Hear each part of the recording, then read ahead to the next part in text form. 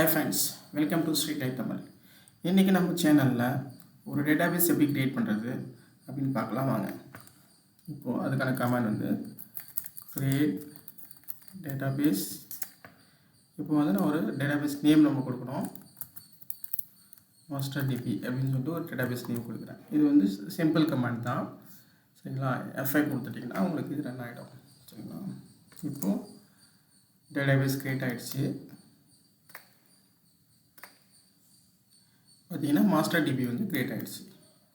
இதோட ப்ராப்பர்ட்டிஸில் போயிட்டு இதோட ஃபைல்ஸில் இதில் பார்த்தீங்கன்னா உங்களுக்கு வந்து அந்த லாஜிக்கல் நேம்லாம் க்ரியேட் ஆகிருக்கும். மாஸ்டர் டிபி, சரிங்களா. இது வந்து MDF ஃபைல். ஆக்சுவலாக இது வந்து லாக் ஃபைல். மாஸ்டர் டிபி லாக்னு இருக்கு இல்லையா, இது லாக் ஃபைல். இது வந்து மாஸ்டர் டிபி, இதுதான் வந்து ப்ரைமரி ஃபைல், சரிங்களா. இப்போ இதோட இனிஷியல் சைஸ் பார்த்தீங்கன்னா 8 MB தான் இருக்குது, சரிங்களா.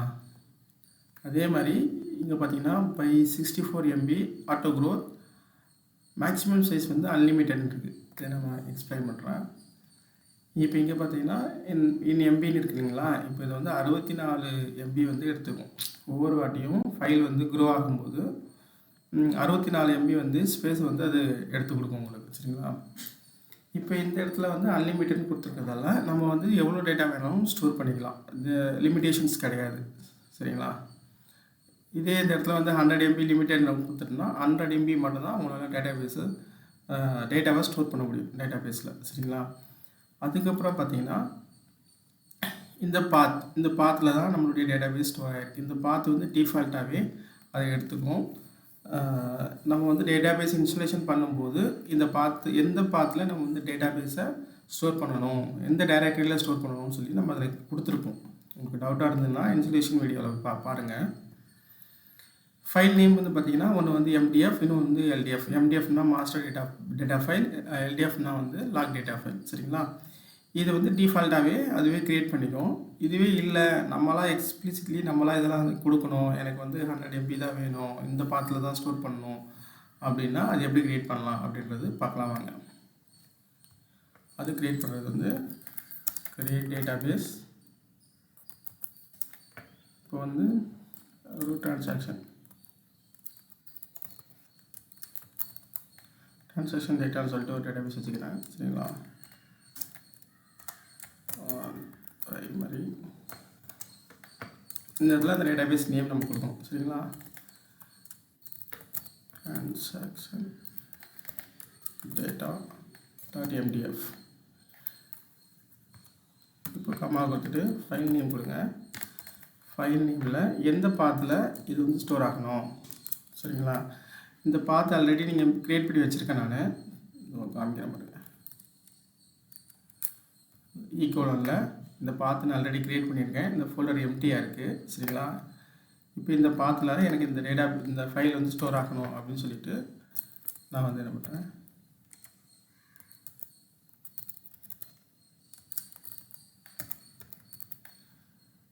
இப்படி கொடுத்துட்டு இப்போ வந்து சைஸ் நம்ம கொடுக்கும். அதாவது என்னென்னா இனிஷியல் சைஸ்ன்னு சொல்லிட்டு 8 MB காமிச்சில்லைங்களா, அதே மாதிரி சைஸ் கொடுக்குறதுனாலும் கொடுத்துக்கலாம். இது எல்லாமே ஆப்ஷனல் தான், சரிங்களா. இப்போ சைஸ் வந்து பார்த்திங்கன்னா என்னுடைய டேட்டாபேஸ் சைஸ் வந்து 100 MB தான் இருக்கணும் அப்படின்னு சொல்லிட்டு நான் கொடுக்குறேன். இது எதுவுமே நீங்கள் கொடுக்கலன்னா அன்லிமிட்டடாக எடுத்துக்கும், சரிங்களா. அடுத்தது வந்து பார்த்திங்கன்னா மேக்ஸ் சைஸ் வந்து இனிஷியல் சைஸ் வந்து ஒரு 10 MB கொடுத்துக்கிறேன். மேக்ஸ் சைஸ் வந்து 100 MB கொடுத்துக்கிறேன், சரிங்களா.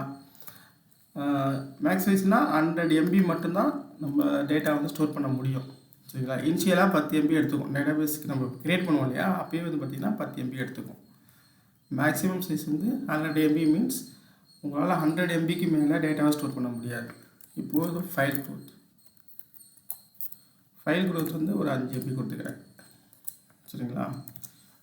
இப்போ இது என்னென்னா நான் ஒரு 10 MB இனிஷியலாக கொடுத்துருக்கேன் இல்லைங்களா. அடுத்தது வந்து நான் டேட்டாவை இன்சர்ட் பண்ணுறேன் அப்படின்னா எனக்கு டேட்டாபேஸ் வந்து எக்ஸ்பேண்ட் ஆகணும், அந்த சைஸ் வந்து இன்க்ரீஸ் ஆகணும். அப்போ வந்து என்ன பண்ணணும், இந்த ஃபைல் க்ரோத் வந்து 10 15 ஆக்கிடும், சரிங்களா. 15 20 மாற்றும். ஒரு வாட்டியும் எனக்கு எப்போ வந்து ஸ்பேஸ் வந்து இன்க்ரீஸ் பண்ணிக்கிட்டே இருக்கும். அப் டு 100 MB வரைக்கும் இது பண்ணும். அன்லிமிட்டட்னா அது 5 MB இன்க்ரீஸ் ஆகிட்டே இருக்கும், சரிங்களா. அதுதான் ஃபைல் க்ரோத், ஓகேங்களா. இப்போ அடுத்தது வந்து பார்த்திங்கன்னா லாக் ஃபைல் க்ரியேட் பண்ணணும். சரிங்களா?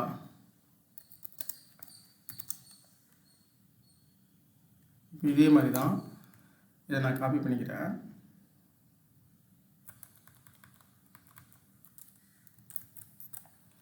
இதில் வந்து பார்த்திங்கன்னா எம்முக்கு பதிலாக எல்டிஎஃப், இது லாக் டேட்டாபேஸ்ன்றதால எல்டிஎஃப்னு கொடுக்குறேன். இதுவும் எல்டிஎஃப்னு கொடுத்துக்கிறேன்.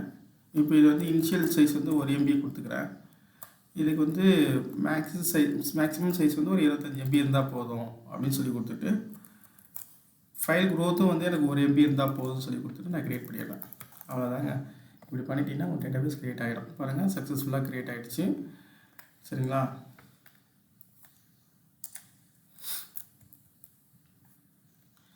நெக்ஸ்ட்டு வந்து பார்த்திங்கன்னா என்ன பண்ணலாம்னா, நம்ம டேட்டாபேஸ் வந்து செக் பண்ணி பார்க்கலாம். 6 from sys.databases இது கொடுத்துட்டிங்கன்னா உங்களுக்கு நீங்கள் க்ரியேட் பண்ண டேட்டாபேஸ் எல்லாமே இங்கே வந்துடும். அதாவது என்னென்ன டேட்டாபேஸ் இருக்குதோ அது எல்லா டேட்டாபேஸும் இங்கே லிஸ்ட் அவுட் ஆகிடும். சரிங்களா? என்னோடய டேட்டாபேஸும் இங்கே லிஸ்ட் அவுட் ஆகிடுச்சு. சரிங்களா? மல்டி யூசர் அந்த மாதிரிலாம் வந்து லிஸ்ட் அவுட் ஆகிடுச்சு. நீங்கள் இதை செக் பண்ணணும். இப்போ நம்ம பண்ணதெல்லாம் கரெக்டாக இருக்கான்னு செக் பண்ணணும்னு பார்த்தீங்கன்னா இங்கே ரெஃப்ரெஷ் பண்ணிவிட்டு இங்கே வந்துட்டு ப்ராப்பர்ட்டிஸில் ஃபைல்ஸில் பார்த்தீங்கன்னா டிரான்சாக்ஷன் டேட்டா அப்படின்ற டேட்டாபேஸ் க்ரியேட் ஆகிடுச்சு. பாருங்களேன், சைஸ் வந்து 10 MB. இங்கே வந்து ஒரு இனிஷியல் சைஸ், அதாவது டேட்டாபேஸ் க்ரியேட் பண்ணும்போது இத்தனை MB இருக்கணும் அப்படின்னு சொல்லி கொடுத்துருக்கேன். ஃபைல் க்ரோத் வந்து 5 MB கொடுத்துருக்கேன். லிமிட் வந்து பார்த்திங்கன்னா 100 MB கொடுத்துருக்கேன். சரிங்களா? எல்லாமே கரெக்டாக க்ரியேட் ஆகிருக்கு. பாருங்கள், ஈயில் டேட்டா இருக்குது. இப்போ டேட்டாபேஸ் கரெக்டாக க்ரியேட் ஆகிருக்கு. நம்ம இங்கேயே செக் பண்ணிடலாம். பாருங்கள், எனக்கு இங்கேயும் ஃபைல் வந்து விழுதுருக்கு. சரிங்களா? இந்த மாதிரி நம்ம சி கோலன் இல்லாமல் மற்ற ஈகோனாலேயோ டிகோனாலேயோ க்ரியேட் பண்ணும்போது நம்மளோட டேட்டாபேஸை வந்து ஃபார்மேட் பண்ணும்போது கூட நீங்கள் சி மட்டும் ஃபார்மேட் பண்ணிக்கலாம். டேட்டாபேஸை டிட்டாச் பண்ணி கூட எடுத்து வேறு ட்ரைவில் வச்சுட்டு நீங்கள் அட்டாச் பண்ணிக்கலாம். இல்லை பேக்கப் எடுத்து கூட பண்ணிக்கலாம். நன்றி நண்பர்களே.